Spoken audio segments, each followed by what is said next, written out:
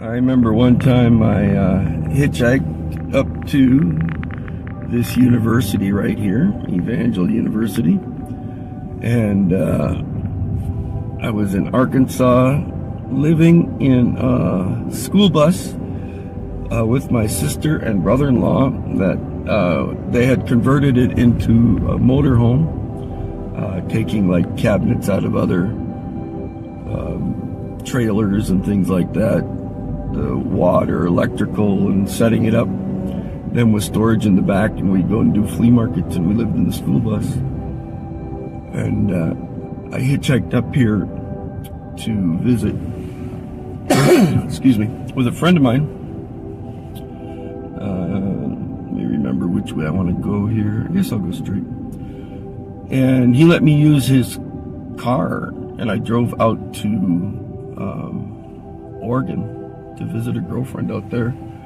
And then her uncle was there, and I went with him, and we cut trees up in the mountains in Oregon, Christmas trees. And then he was going to ship them back, and his vehicle was messing up, so he sold it while we were there. And then I gave him a ride down to California, and then I came back and brought my friend his car back to Evangel University. That's one of the treasured memories I have of some of my times traveling. So I was at Evangel University with my dog, which was in his car, Augustine. I got her in an abandoned flea market in St. Augustine, Florida, and so I named her Augustine. She was a German Shepherd, very intelligent and well-behaved. But the security guard came out because I was like in the car with my dog, kind of sleeping in it, when I stopped at Evangel, because, well, I didn't have a home, right? I was either living in that school bus with my sister and brother-in-law, or I was hitchhiking.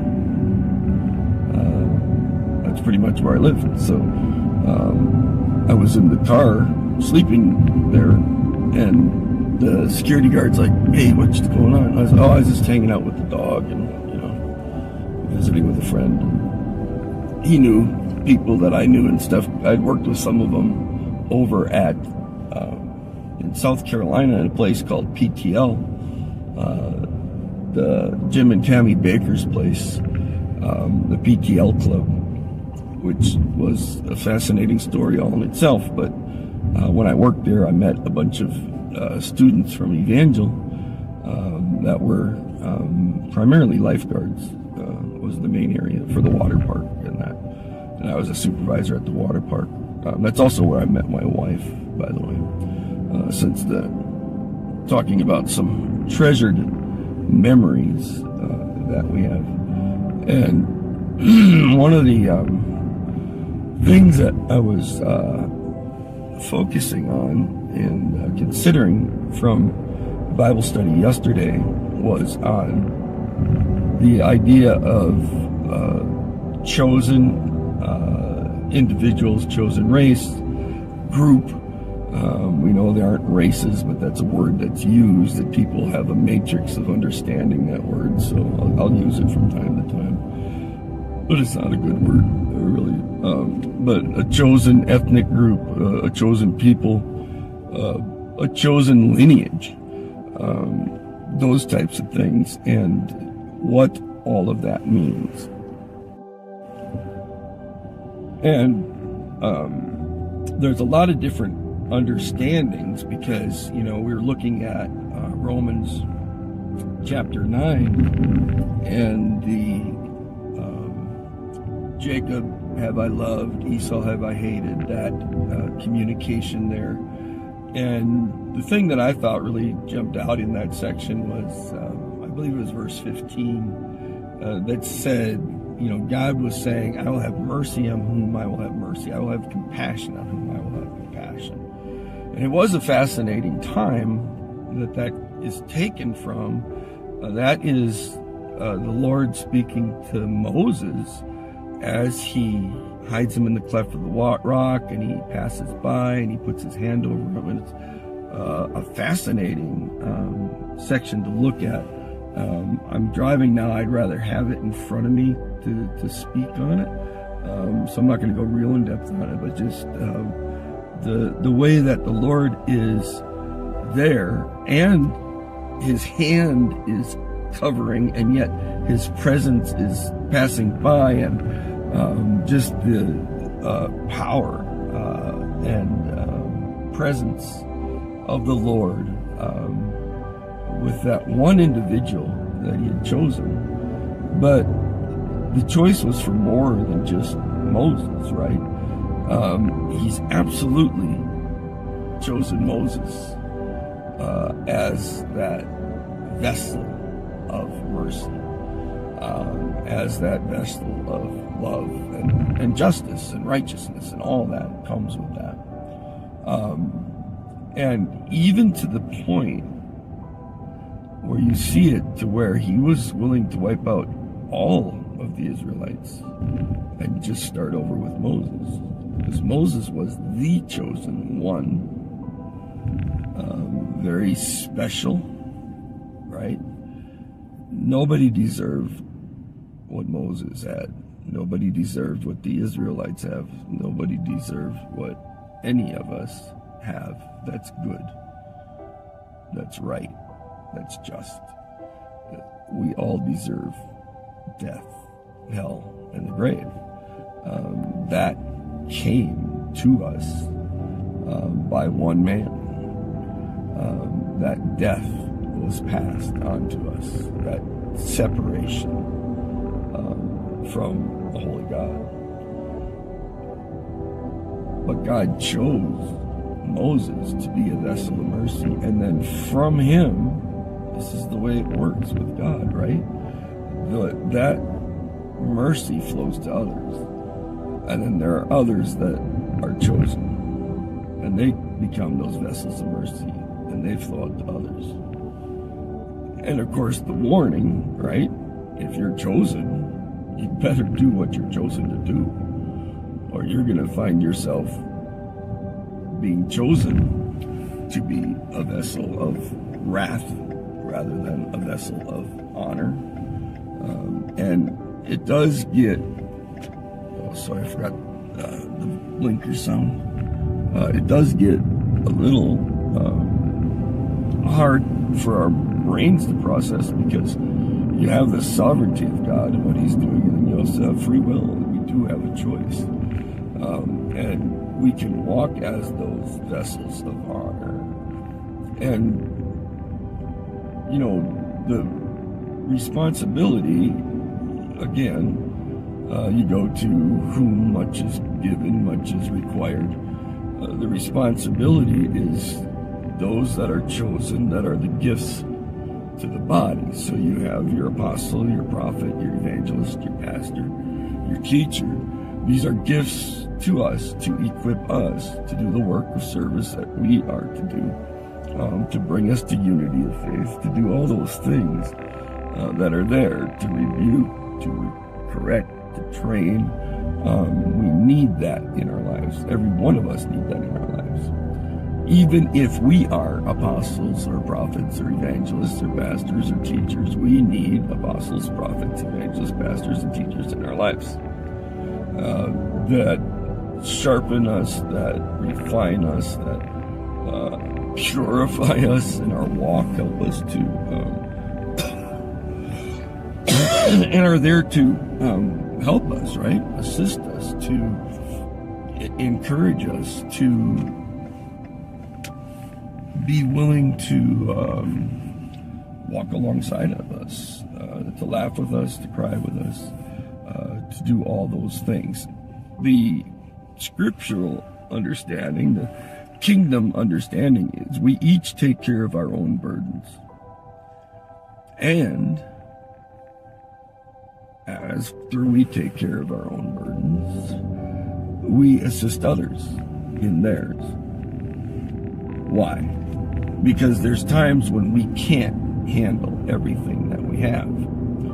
And so, as we take care of our own burdens, we do that, and then when we are at those times when we cannot handle all the burden that we have for the season, our brothers and sisters come along and assist us with that portion of the burden that we cannot bear on our own, because we need our brothers and sisters in the Lord, because that's how a body works. It's part of the system. It's a natural function. It's that ebb and flow, the seasons of life and death, of laughing and crying, all everything, sowing, reaping, everything, all of that shown in a full and living way.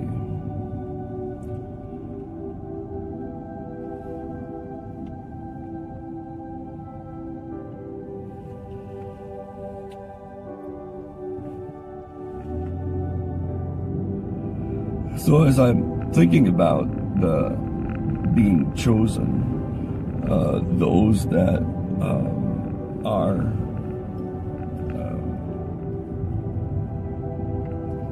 there's words like predestined, elect, the remnant, all these different things that are going to get into conversation. I won't have enough time to get into a lot of detail. I'm trying to figure out what portion to look at, just real quick. But the next scripture there in Romans chapter 9 goes on to talk about Pharaoh and how he's going to harden, who he's going to harden. And that's the one I want to look at next, because there we see Pharaoh's heart being hardened, yes. Him being an object of wrath, yes. A vessel of dishonor, a lot of those wordings. But there's something fascinating that happens within his household. If you look at that section where that quote is from in Romans chapter 9. And ultimately,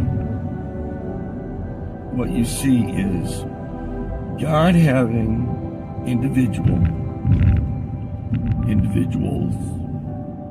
even groups, families, that carry his blessing, carry his mercy, carry his grace, carry his compassion. It's poured out on them, a blessing. Okay, Abraham, right?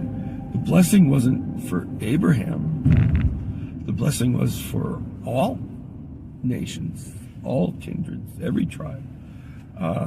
The blessing wasn't just for the Israelites, right? They were to be a light unto the Gentiles. And so as we are blessed by God, those that are chosen by God, they walk in that blessing. We recognize individuals that are chosen by God and walk in the blessing. We bless them, right? We bless those that God's blessing. Walk with them, encourage them, strengthen them, become whatever it is they need in their lives, because there'll be individuals we'll meet that we can see God's blessing them and he's calling them. He's chosen them to bless them and give them mercy. But they may not know the Messiah yet. They may not know Yeshua. They may not know Jesus. They may not know the Christ. They may not understand the gospel. They may not understand the death, burial, and resurrection of the Lord, his life and everything that it means. They may not understand the promise.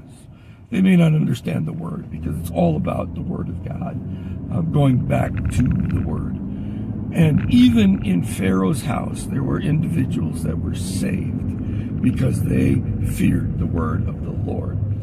Look it up in that cross-reference from Romans chapter 9. And that's something I'll be studying on, and maybe I can share a little more about it here in the near future. But just kind of trying to scratch the surface on verbalizing some of these thoughts and ideas. And since I was driving someplace I normally wouldn't be going and had a few minutes to record this quick video, I thought might as well, right?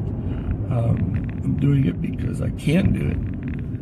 It's not necessarily super easy, but I'm going to do it in an easiest way I can in order to help share information with others and it helps me to wrestle through the understanding and the application and how to word it in a way that people can understand. So I'm pretty much at my destination now. Even though you can't see it yet, I can perceive it very close to me. So I'm going to sign off and talk to you again real soon. Thank you for this treasured memories, neurodivergent, just a slight conversation with myself kind of drive. Talk to you later.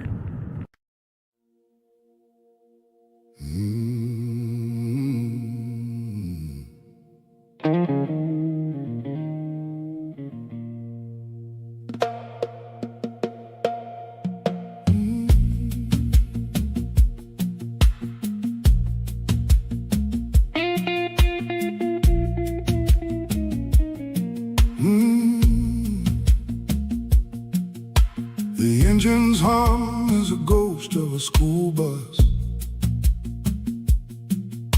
living on the edge of the flea market dust, hitchhiking north where the mountains grow high, cutting down trees under an Oregon sky. Just me and Augustine sleeping in the seat, a wanderer's life on a one-way street. But every mile driven and every friend known was leading me back to a grace I hadn't shown. We're all just vessels on a winding road, trying to carry a heavy, heavy load, not by our merit, not by our own hands, but chosen by mercy across all the lanes. Will you be honored? Will you be the light, or turn from the calling in the middle of the night?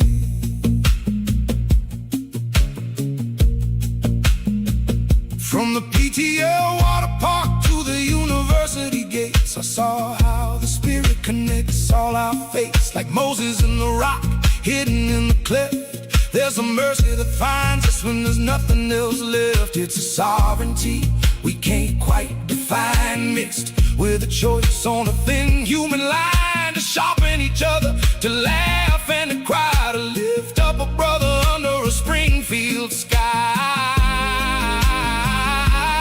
Much is required where much has been given, in the ebb and the flow of the life we are living. Pharaoh's hard-hardened, but the promise is wide for those who will fear and won't cast it aside. Carry the blessed, carry the seed, be the answer to a neighbor in need. We're all just vessels on a winding road, trying to carry a heavy, heavy load, not by our merit, not by our own hands, but chosen by mercy across all the lands. Will you be honored? Will you be the light, or turn from the calling in the middle of the night?